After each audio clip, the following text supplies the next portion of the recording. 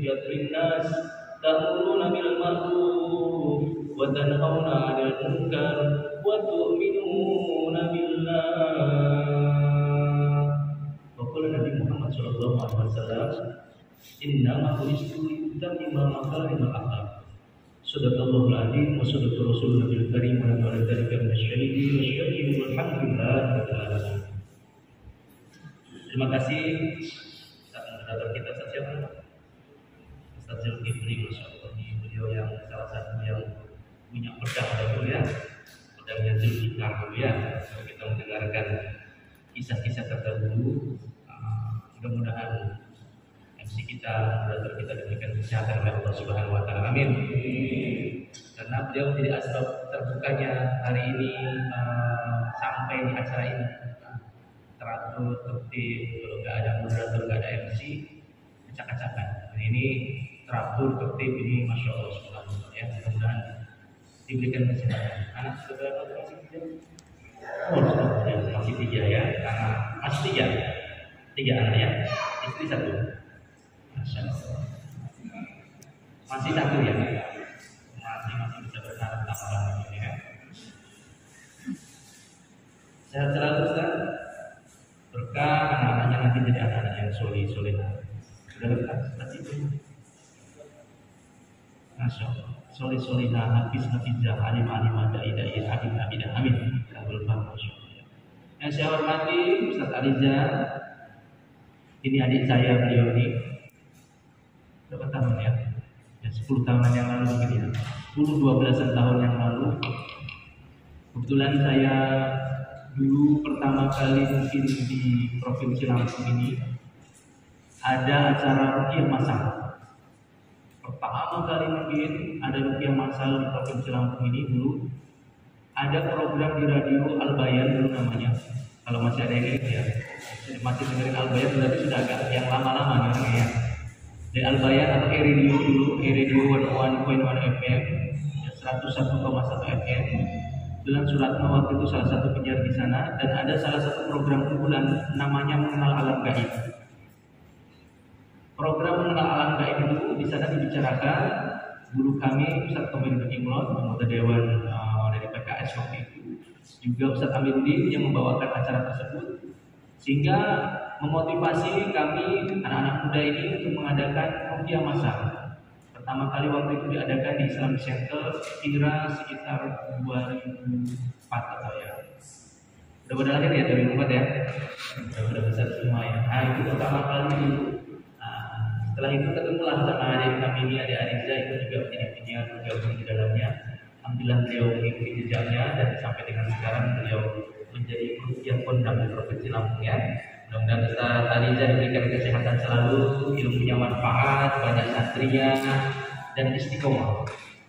Karena segala sesuatu yang istiqomah ini, kalau seseorang melakukan semuanya istiqomah, ditambahkan mujahadah. Mujahadah itu susah payah, jangan enak-enak. Jadi ruqyah ini bukan enak-enak, bukan hanya untuk mengumpulkan harta, bukan untuk mencari popularitas, bukan. Tapi dia mujahadah. Istiqomah tambah mujahadah, maka akan jadi nanti yang namanya karomah. Baru keluar karomah. Kenapa orang tua kita, nenek kita, datuk kita di kampung sana ketika membaca Al-Fatihah salah saja, mohon maaf, kadang datuk-datuk kita, mbah kita, eyang buyut kita di kampung itu baca Al-Fatihahnya belum lurus. Tapi ketika ada anaknya, cucunya yang panas, dikasih air putih, dibacakan Al-Fatihah saja, baca Al-Fatihahnya mungkin baca yang salah. Alhamdulillahirabbil alamin. Tapi begitu ditiupkan, minumin ke anakmu, minumin ke cucumu. Selang setengah jam adem itu yang panas tadi, yang sakit, yang kesurupan di dalam tersebut. Apa penyebabnya? Bukan karena hebatnya datuk kita, bukan. Karena beliau memiliki yang namanya istiqomah ditambahkan mujahadah. Susah payahnya beliau tetap istiqomah. Maka jadi karomah. Ketika dibacakan di air, jadi manfaat. Mudah-mudahan Anda Aliza juga ini diberikan keistiqomahan agar terus bisa berdakwah dalam ruqyah syar'iyyah. Amin. Bapak takmir masjid tadi Ustaz Said. Oh di belakang. Ustaz Said semoga sehat selalu, berkah di masjid yang terkenal, sering dipakai untuk acara-acara besar, dai-dai, tokoh-tokoh ya, sahabat-sahabat yang suka berdakwah di sini, terkenal sekali masjid ini ya. kajian-kajiannya juga rutin. Kami bersyukur juga memiliki masjid ini. Mudah-mudahan apa yang dipakai, air, listrik, kipas, semua yang dipakai diganti oleh Allah nantinya menjadi cahaya-cahaya di dalam surganya Allah Subhanahu wa taala. Amin. Ustaz Hidayat juga sahabat saya, beliau di Beleza. Setelah beberapa kali ketemu wajahnya tidak asing lagi. Insya Allah beliau juga diberikan kesehatan oleh Allah Subhanahu wa taala. Saya selalu ya Ustaz ya, barokah selalu ilmunya insya Allah. Para ketua ruqyah, para ketua-ketuanya boleh angkat tangannya bismillah Allahumma shalli ala Muhammad. Yang ketua peruqyah sak provinsi Lampung. Boleh saya melihat yang ketua-ketuanya yang mana? Dari KHI, Rehab Haji, Baitul Quran, Markas Dakwah, teman-teman dari independen komunitas. Yang ketuanya yang mana? 1, Masya Allah, 2, 3, Masya Allah, 4. Ini angkat aja. Yang apa ilmunya? Ikut. Oh ya, Masya Allah. Saya menyampaikan salam takbir buat teman-teman para peruqyah yang ada di Provinsi Lampung. Semoga dakwah antum semuanya diberkahi oleh Allah Subhanahu wa taala. Amin. Dakwah peruqyah ini tidak sembarangan. Karena dakwahnya bukan hanya di kalangan manusia, bahkan di kalangan makhluk tak terlihat. Jadi antum ini dakwahnya, dai-nya bukan hanya dai internasional, tapi dai dunia dan akhirat. Allah goib di dakwah. Luar biasa. Seperti penyiar radio. Dulu saya jadi penyiar radio, sama kan? Kita ngomong, nggak tahu ditinggal tidur atau enggak sama pendengarnya, ngomong terus.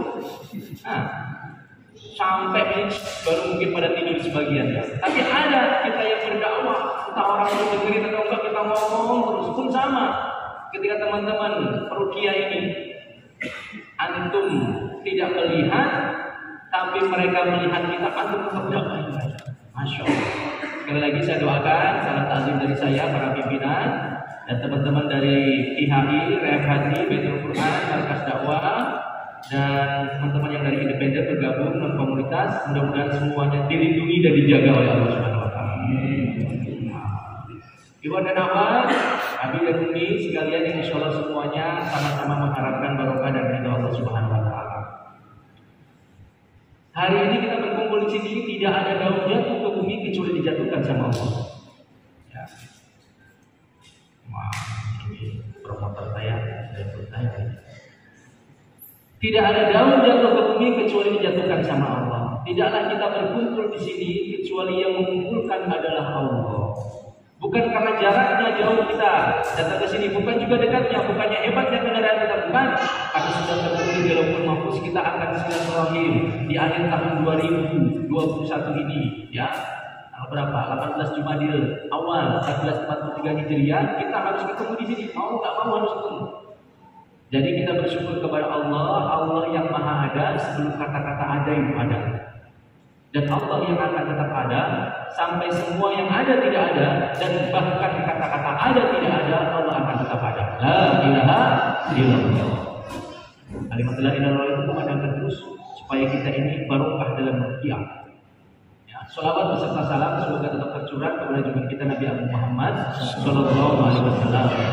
Nabi Agung yang mulia, yang beliau pun mengajarkan ayat-ayat ini untuk disampaikan kepada saudara-saudara kita. Baligh anni walau ayat, sampaikanlah walau satu ayat. Alhamdulillah teman-teman menyampaikan dakwah-dakwah ini dengan cara meruqyah. Maka kami mungkin perwakilan dari sahabat-sahabat Majelis Ulama dan sebagai sahabat daripada para ustaz sekalian, para ikhwan dan akhwat sekalian, ingin menyampaikan beberapa pesan. Yang pesan ini juga saya berlakukan untuk diri saya karena telinga saya lebih dekat daripada lisan saya. Dan kepada kita semua yang mendengarkan ini agar bisa menjadi pedoman kita dalam menjadi seorang ruqyah syariah. Yang pertama, setelah memuji Allah, bersolawat kepada Rasulullah, mari dengarkan pesan saya. Kita ini kalau kita baca dari ayat-ayat yang teman-teman semuanya hafal, faham betul bagaimana yang kita hadapi ini bukan hanya makhluk yang kasat mata.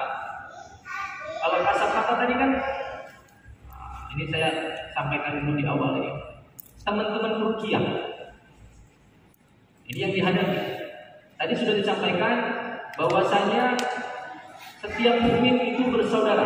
Innamal mu'minuna ikhwah fa aslihu baina akhawaykum. Setiap manusia makhluk yang bernama mukmin itu bersaudara. Maka jalinlah rajut kalau mereka ini bertengkar, berantem berlanjut sehingga menjadi saudara. Tadi sampaikan yang menjadi salah satu pesaingnya adalah para ruqyah. Ternyata para ruqyah tadi saya dengar itu pesaing juga rupanya. Nah, saran saya satu, ya, berbaik sangkalah terhadap ruqyah yang lain. Ya. Berbaik sangkalah kepada saudara kita yang meruqyah. Kalau kita melihat kezaliman, ketidakbenaran di sana, nasihatkan dalam bentuk yang benar, jangan dibuka di muka umum. Karena ini bagian daripada menutup aib saudara-saudara seiman kita. Ya. Supaya apa? Supaya hidup kita ini barokah. Terhadap para peruqyah yang lainnya, mari kita sama-sama merendahkan hati diri kita di hadapan Allah bahwa kita ini tak bisa apa-apa. Tanamkan ini supaya menjadi peruqyah yang kuat. Kalau kita berilmu, kalau kita hebat, kalau ajian kita dahsyat, kalau doa ini makbul, kita kenal yang namanya syaitan dan iblis. Syaitan dan iblis ini hafal Quran. Syaitan dan iblis ini paham hadis. Syaitan dan iblis ini tahu. Syaitan dan iblis ini pernah tinggal di dalam surga.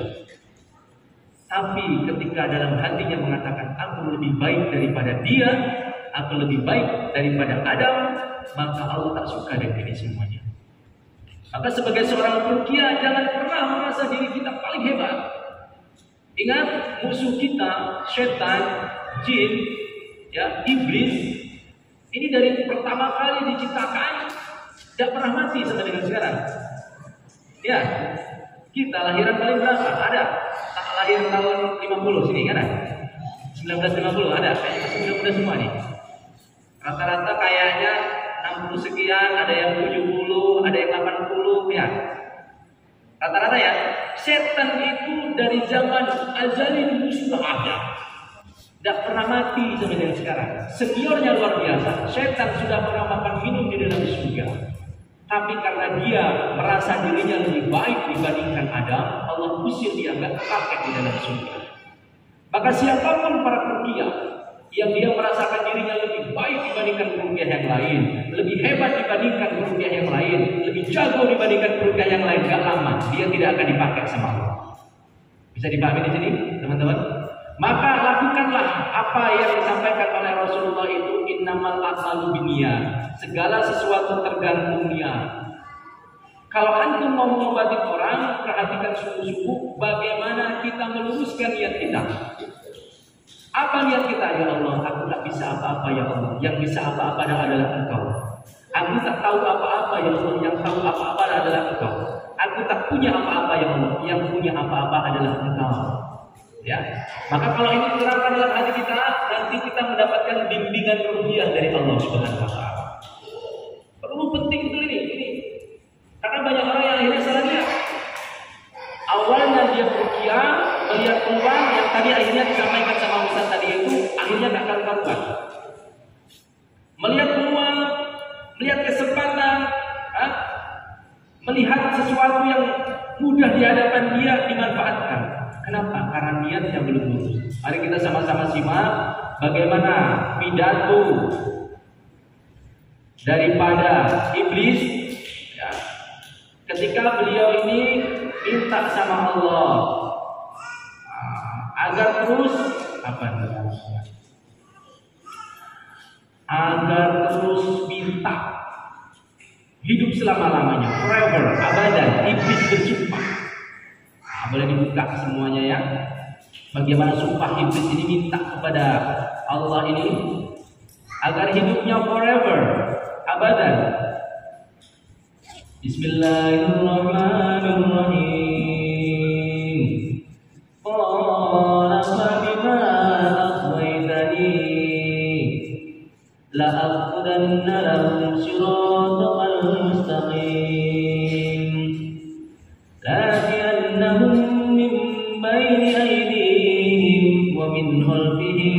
wa an aymanihim wa man sama'ilihim wa la tajidu aktsarahum syakirin. Nih, iblis menjawab, minta kepada Allah dilawan kita. Lawan kita bukan manusia, lawan kita bukan dukun, lawan kita sesungguhnya adalah iblis itu sendiri. Dukun mereka menggunakan caranya, ya. Dukun menggunakan teknik-teknik dan trik-triknya. Bukan lawan kita iblis. Tugas kita kepada para dukun meluruskan mereka. Tapi lawan kita sesungguhnya adalah iblis. Apa kata iblis? Menjawab, karena engkau telah menghukumku tersesat, maka saya benar-benar akan menghalang-halangi mereka dari jalanku yang lurus. Kemudian saya akan mendatangi mereka dari muka. Mendatangi dari muka dalam bentuk ujian. Apa itu dalam bentuk ujiannya? Ketenaran.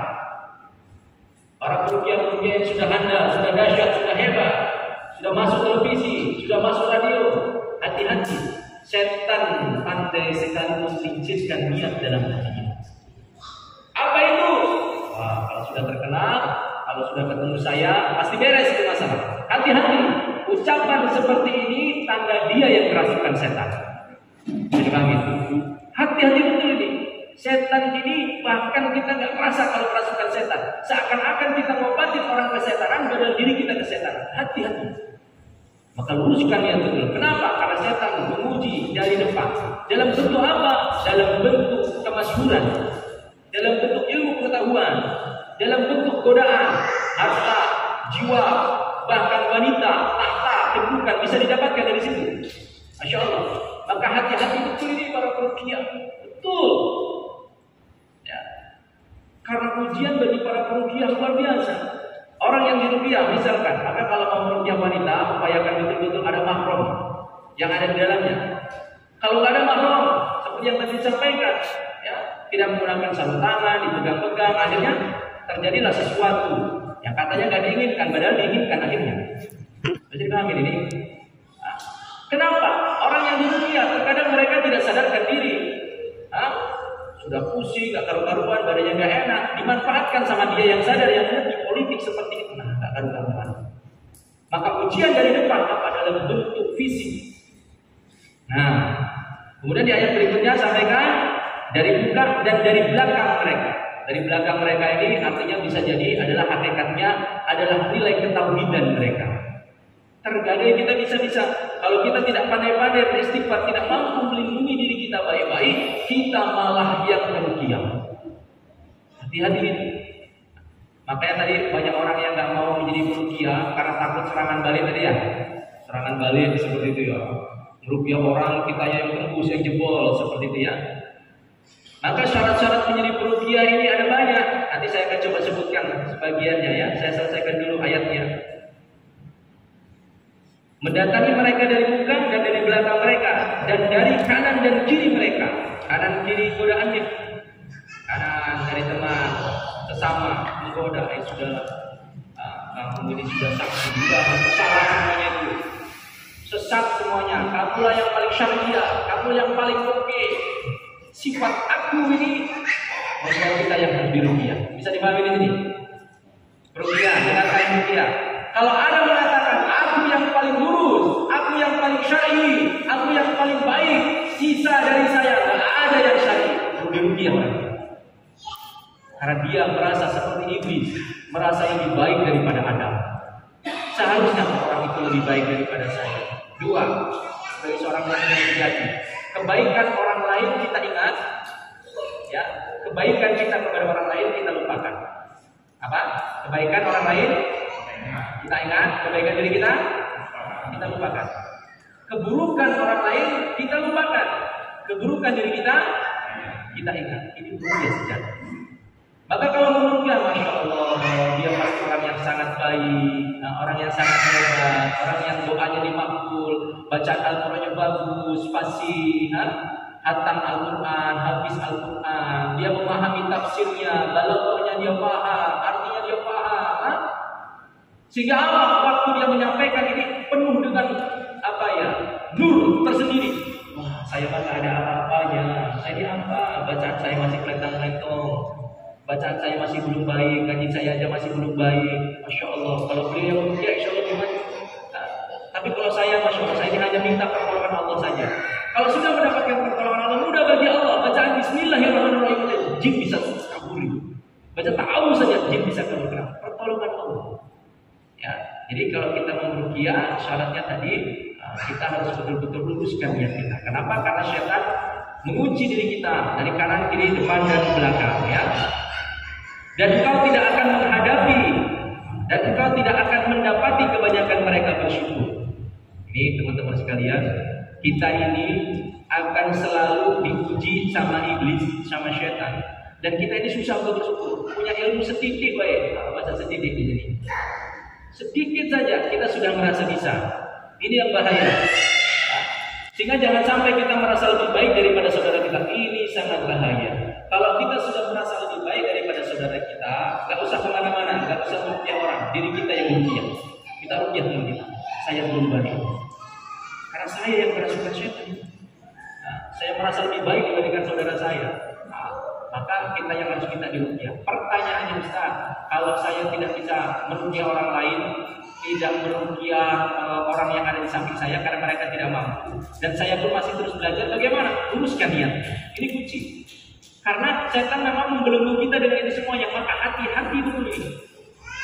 Apa syarat sebagai seorang perukyah ini? Salah satunya adalah dia menjaga wara'. Apa itu wara'? Berbuat baik terhadap keluarganya.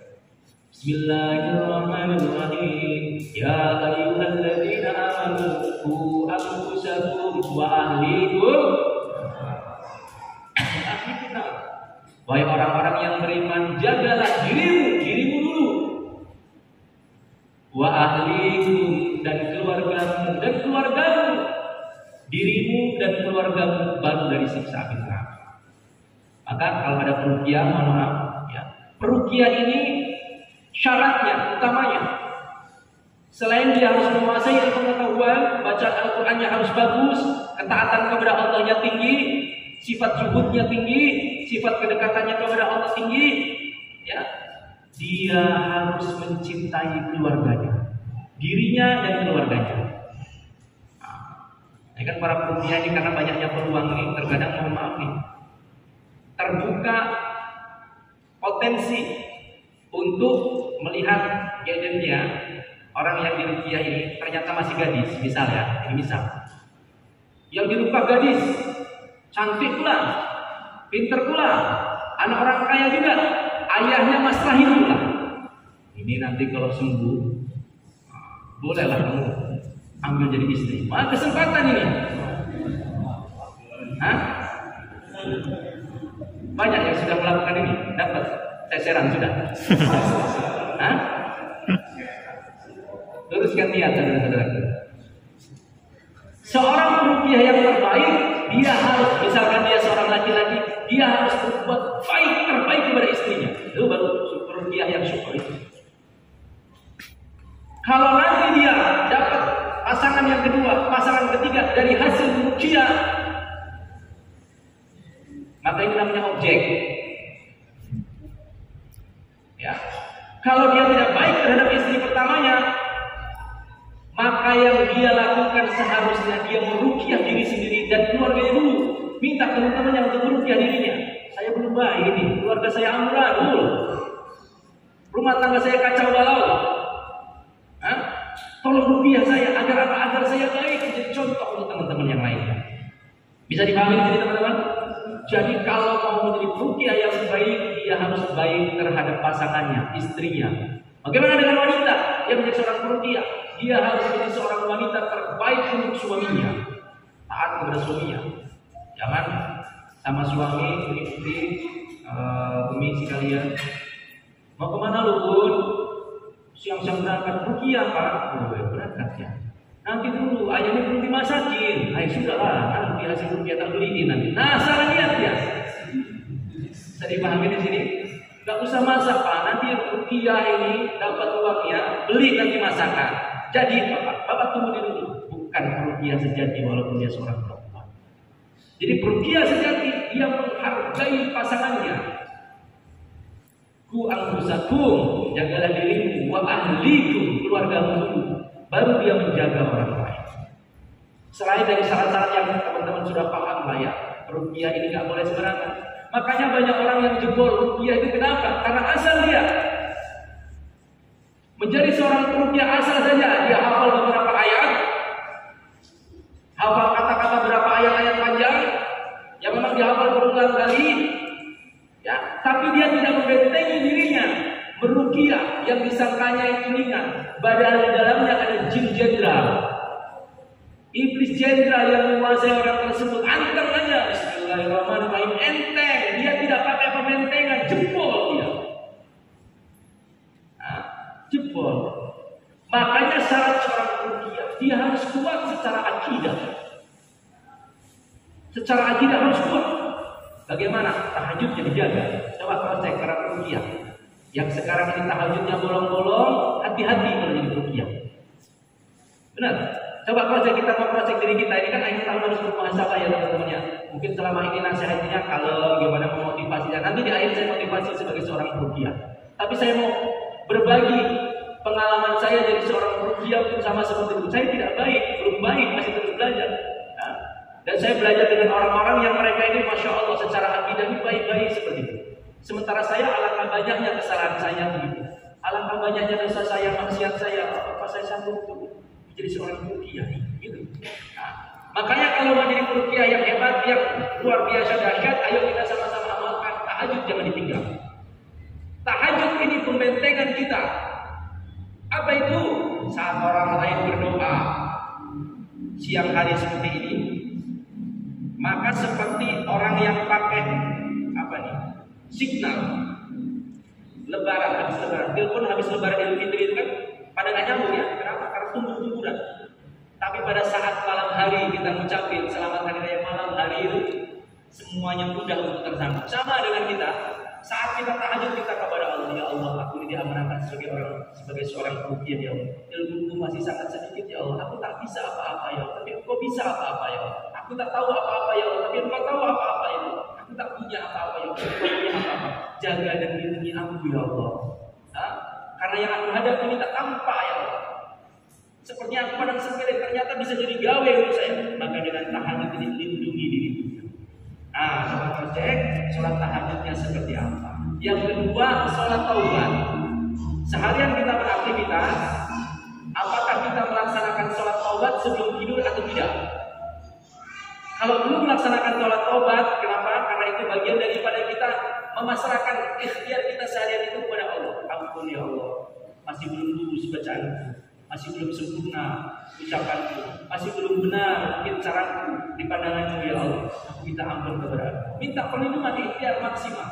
Kalau belum sholat taubat, ayo kita sama-sama membentengi kita dengan taubat. Yang berikutnya baca Al-Quran. Para peruqyah sejati minimal one day one juz dia baca Quran.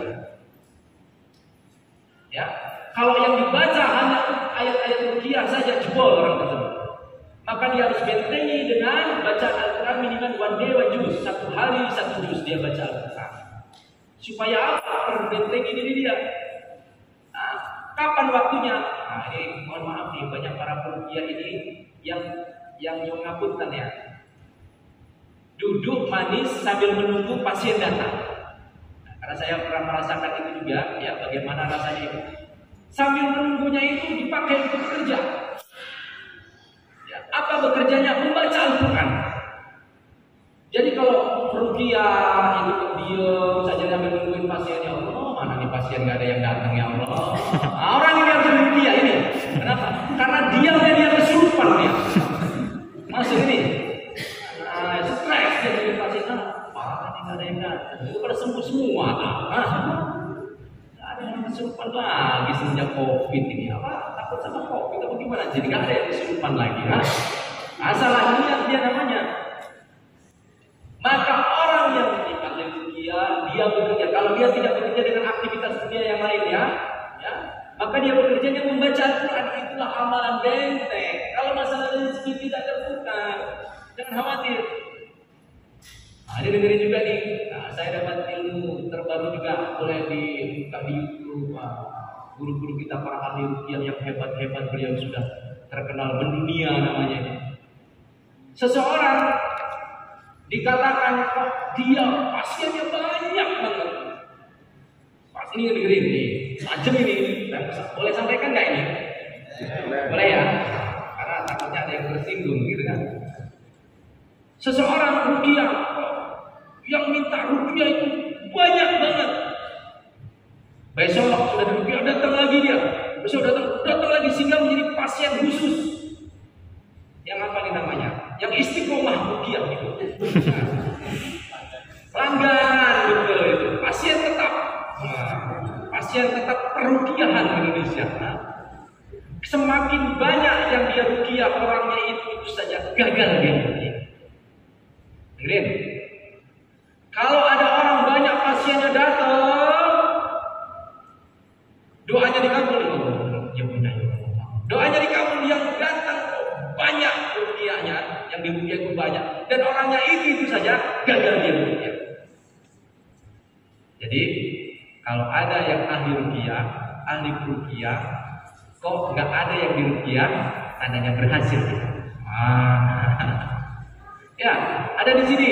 Saya sudah belajar sama Ustaz Ariza, sama Ustaz Hidayat. Sudah bertahun-tahun, belum ada satu pun yang saya ruqyah.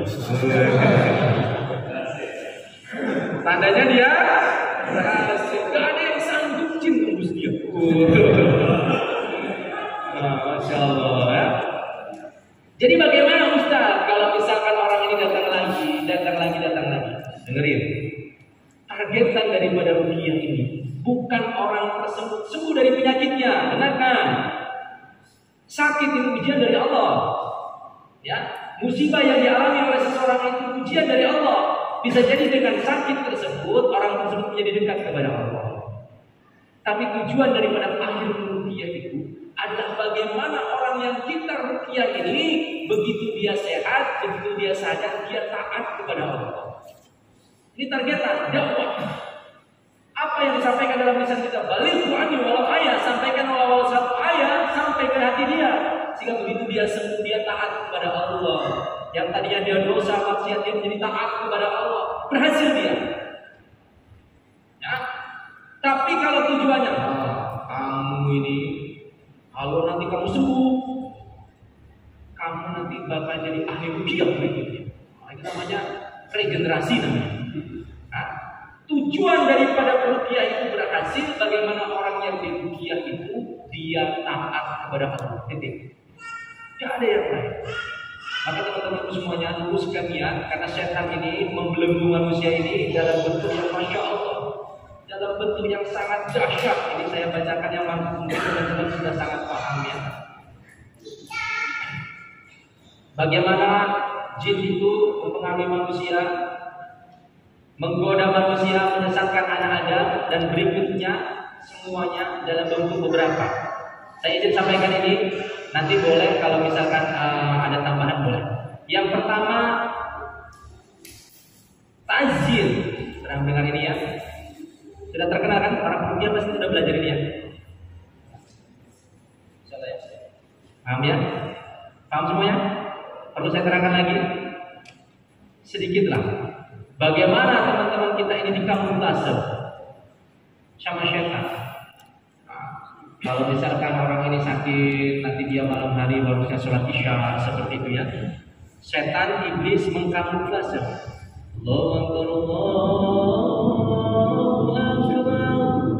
Sudah, kamu lagi sakit, kamu lagi tidak enak badan, tidur saja, istirahat saja, dikipasin sama setan itu. Kayaknya dia akan di rumah, padahal dia sedang tidak dekat dengan Allah. Nah, makanya ini kita harus bisa menyadarkan ini, ya. Para orang-orang yang di dunia ini agar mereka terhindar. Kasih nasihat pada saat mereka, nanti kalau kamu sadar, tolong jaga sholat berjamaah kamu. Itu pesan-pesan itu disampaikan pada saat mereka di dunia. Ya, yang berikutnya talbis atau menipu. Hati-hati betul ini. Ya, setan menipu pikiran manusia itu dengan meyakinkan dia bahwa larangan sebenarnya diperbolehkan. Udah, apa-apa ada yang tahu, aja deh. Hati-hati, menipu model seperti ini mengerikan untuk orang ruqyah. Yang lainnya guru-guru kita sudah menyampaikan semuanya. Ada yang namanya taswif, ya, menghasut. Ya, maka saya berpesan kepada siapapun yang ada di sini, ya, ayo kita berbaik sangka kepada saudara-saudara muslim kita. Kan di sini kita harus bersatu padu, dukun saja tadi bersatu padu. Ya, mengadakan mereka itu pertemuan bersatu padu. Masa ruqyah saling membenci, saling berburuk sangka, jangan. Nah, yang belum lurus dinasihati, didakwahin, karena mereka adalah bagian daripada diri kita. Innamal mu'minuna ikhwah. Sesungguhnya muslim itu adalah bersaudara. Tahwin apa? Meremehkan hal kecil seperti dosa kecil. Ya sudahlah, sedikit aja. Coba gimana? Lama-lama jadi besar. Nah, maka betul-betul diperhatikan. Ya, ada namanya lagi at-tais, yakni membuat manusia putus asa dalam bertobat. Seakan-akan kalau kamu ini nanti kalau misalkan sembuh, obatnya akan terima, sudah kandung banyak dosanya. Jangan, ya, dikasih semangat. Terakhir saya memberikan semangat kepada teman-teman sekalian, karena saya masih ada satu acara lagi. Sudah 1 jam rupanya saya. Cepat juga rupanya ya. Saya ingin kasih tahu kepada teman-teman sekalian, semangatlah menjadi seorang ruqyah. Karena dakwah antum ini ditunggu sama orang-orang. Ya. Sekarang banyak orang-orang yang tadi disampaikan itu bergerak dalam bentuk paranormal dan yang lain-lain, ya, mengatasnamakan agama. Tapi kita diberikan ayat-ayat yang suci, pembelajaran-pembelajaran yang baik. Maka bersemangatlah menjadi seorang peruqyah sejati. Ustaz, bagaimana saya menjadi seorang peruqyah yang dengan saya lurus niat, tapi saya juga mendapatkan daripada kehidupan dunia saja? Luruskan niat. Teman-teman, rezeki teman-teman ini sudah dijamin. Bukan jadi seorang peruqyah, tapi sebagai seorang pendakwah. Maka ketika kalian, teman-teman sekalian, kita semuanya misalkan kok tidak meruqyah, saran saya perdalam ilmu agama, berdakwah. Karena tujuan Nabi diciptakan bukan menjadi seorang peruqyah. Tujuan Nabi diciptakan bukan sebagai seorang pedagang. Tujuan Nabi diciptakan bukan sebagai seorang pengusaha. Tapi tujuannya adalah untuk berdakwah. Kuntum khairu ummatin ukhrijat linnas ta'muruna bil ma'ruf wa tanhauna 'anil munkar wa tu'minuna billah. Kalian, jadi kita adalah manusia terbaik yang Allah ciptakan. Ta'muruna bil ma'ruf, menyeru ke dalam kebaikan. Meruqyah ini menyeru dalam kebaikan. Maka ketika dibisikkan di telinga, sampaikan tobat. Nanti selesai kamu harus sholat berjamaah, harus berbakti sama orang tua, harus taat kepada Allah.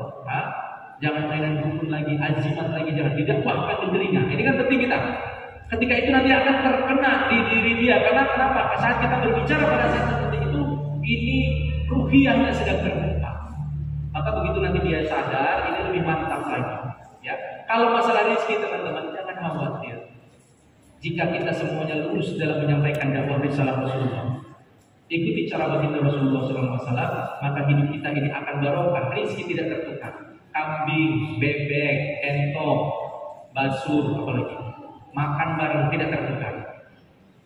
Ayam, bebek, entok, basur, apalagi burung, makan bareng tidak tertukar.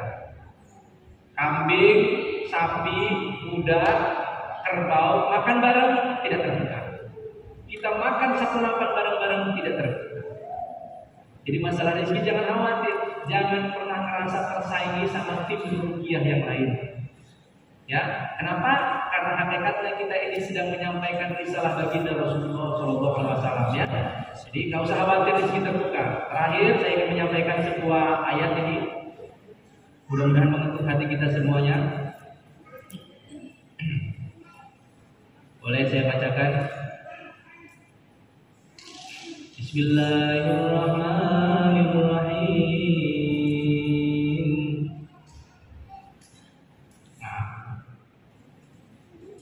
Qul hadhihi sabili ud'u ila Allah ala basiratin ana wa man ittaba'ani wa subhanallahi wa ma ana minal musyrikin.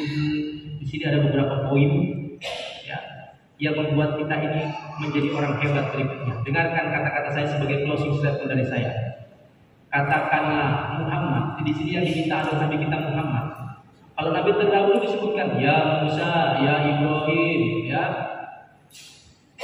ya Nuh. Tapi Nabi kita langsung dipanggil dengan qala. Katakanlah Muhammad, tak tersebutkan namanya. Artinya mulia. Sampai kemana? Sampai ke umatnya. Disampaikan, inilah jalanku. Jadikan ruqyah ini sebagai jalan kita, teman-teman.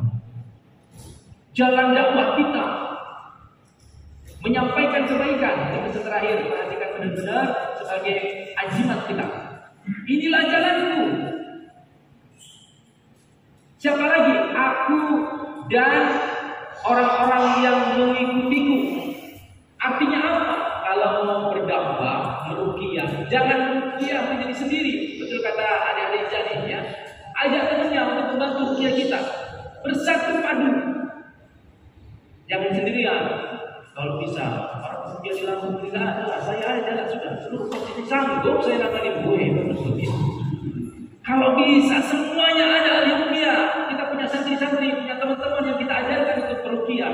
Artinya apa? Berjamaah, sungguh-sungguh bareng-bareng ya. Mengajak kamu kepada Allah dengan yakin. Kunci berikutnya sebagai azimat harus yakin. Jangan gak yakin. Ini saya kalau ruqyah ini buat sama orang penting lagi. Mana sakitnya kayaknya berat banget. Jebol lagi nanti. Saya jebol beneran nanti. Jadi harus yakin. Bismillah. La haula wala quwata illa billah. Tidak ada daya dan kekuatan melainkan atas izin Allah Subhanahu wa taala. Saya yakin atas izin Allah. Jinnya pergi, syaitannya kabur, ngibrit. Nah, yakin itu. Hari saya bisa seperti ini. Ini karena tingkat PD-nya tinggi. Masya Allah. Makanya apa lagi ya? Berapa? Oh ya, lain ini ya. Mudah-mudahan dikasih rezeki banyak-banyak ya. Kenapa? Karena PD-nya tinggi. Maka jadi seorang ruqyah harus pede. Jin, maaf ya Jin. Wah, kita yang kesurupan. Harus pede menghadapi jin itu ya. Karena jin itu sekali kita berani, jinnya yang takut. Maka jangan takut dengan jin. Semakin takut dia semakin menakut-nakuti. Ya. Nasihat berikutnya, bagaimana kita ini belajar berempati. Beruqyah jangan pernah pasang tarif. Beruqyah jangan pernah meminta harga berapa. Serahkan sama Allah. Berdasarkan pengalaman orang-orang terdahulu, ketika kita tidak pasang tarif, kalau dia sembuh malah banyak yang lebih besar yang dikasihkan kepada orang tersebut. Terkadang seperti itu. Kalau sembuh dia sudah punya nazar. Kalau sembuh anak saya ini, selain saya jadikan dia sebagai istrinya, saya kasih di rumah sama mobil. Jadi jangan tarifnya berapa? 50.000 aja. Kecil amat. Udah, yang penting kita kan sambil mijitin malah mijitin ya. Jadi bagaimana? Serahkan. Kita minta bayaran yang paling mahal. Bagaimana Allah ridho terhadap apa yang kita lakukan. Bisa dipahami di sini ya? Jadi saya berdoa teman-teman sekalian, tidak banyak yang ingin saya sampaikan. Semangatlah menjadi seorang ruqyah. Karena antum ketika menjadi seorang ruqyah, insya Allah jika niatnya lurus, itu pun bagian daripada ibadah. Jika kalian lurus betul-betul sungguh-sungguh mengharapkan ridhonya Allah, kalian akan dijaga dilindungi. Ya, jangan sampai kita jebol kesekian kalinya. Saya ingin berbagi sedikit. Saya pernah mengalami 2017 ya. Ada seorang yang saya ruqyah seperti itu, dan saya ingat betul waktu itu saya merasa bagaimana saya sedang lemah daripada amalan. Saya ruqyah itu pagi 2 orang, maksudnya sekali ruqyah 2 orang. Ba'da zuhur saya jebol. Jadi yang jebol bukan hanya teman-teman kalian semuanya pernah jebol ya, saya pun pernah mengalami jebol itu. Muntah darah saya dibawa ke rumah sakit sampai 13 hari. Karena setiap kali keluar sampai nggak keluar saya. Saya sempat sampai mau pamitan sama ibu dan istri saya. Malam hari ketika saya sudah sempat gelap semuanya, saya seperti dipanggil sama kiai saya. Ya sini, nyebrang, mau diajak nyebrang sungai. Saya ingat betul sama ibu saya itu, saya sudah pamitan begitu ya. Allah alam seperti apa doa ibu saya itu. Allah mudahkan saya. Tapi satu yang menyebabkan saya akhirnya tersadar, apa penyebab ini? Karena waktu itu dikatakan kalau dokter katanya ini sudah pecah daripada sel, keluar darah dari situ. Tapi dokter yang lainnya tak ketemu sumber keluar darah itu dari mana. Saya tanya sama kiai saya di Jawa Timur apa penyebabnya, salah satu 3 hari beliau ini jawab ternyata itu karena ainul hasad, pandangan yang buruk. Maka hati-hati kita semuanya ketika meruqyah, jangan sombong diri, jangan bangga diri, jangan merasa hebat diri, jangan merasa paling pintar, paling hebat, paling jago. Kalau dipuji-puji kita senang, ainul hasad jebol lebih parah. Dan jebolnya itu adalah sesuatu yang paling kita takuti. Mohon maaf, saya kalem-kalem begini ini tukang jaga. Setiap tahunnya itu Idul Adha itu motong sapi. Nah, sapi, kerbau, kambing itu nggak takut saya motong. Tapi setan itu ngerti ketakutanku saya itu apa. Saya ini paling takut kalau lihat darah sendiri. Ngerti setan itu. Kalau jaga sapi, ayo, monggo. Sapi model kamar, bismillah. Tapi saya kalau kena nih, saya kan itu, ini kena apa nih? Pelang BE motor saya dulu. Belum semuanya. Pertama kali saya melihat darah saya keluar itu, saya pingsan karena takut dengan darah sendiri. Maka hati-hatilah dengan pujian orang. Kalau kita dicaci bagaimana? No problem. Carilah cacian orang banyak-banyak karena itu waktu diri kita. Tapi kalau dipuji, disanjung, apalagi? Oh hebat. Kalau mau lihat sama beliau aja, siapa yang kenal sama beliau? Hati-hati pujian seperti itu, jebol kita. Maka semenjak itu saya berkata kepada guru saya, Masya Allah, ternyata pujian kemudian sanjungan itu menunggu diri kita. Maka kata Ali bin Abi Thalib, kalau ada saudara memuji perusahaan, lempar dia pakai pasir. Hati-hati, jangan kita hanya terhadap pujian. Maka dirikanlah kita sholat ibadah yang sungguh-sungguh. Jangan takut untuk dicaci sama orang lain. Asal kita benar, jangan khawatir dengan cacian orang lain. Yang penting Allah ridho terhadap diri kita. Semoga yang sedikit ini bisa bermanfaat. Allah berikan keberkahan kepada kita. Allah jaga para peruqyah yang ada di Provinsi Lampung. Allah satukan hatinya, bersatu padu, sehingga nanti insya Allah Indonesia terbebas daripada jin-jin yang jahat. Amin. Takbir. Terima kasih. Mohon maaf lahir batin. Billahi taufiq wal hidayah. Wassalamualaikum warahmatullahi wabarakatuh.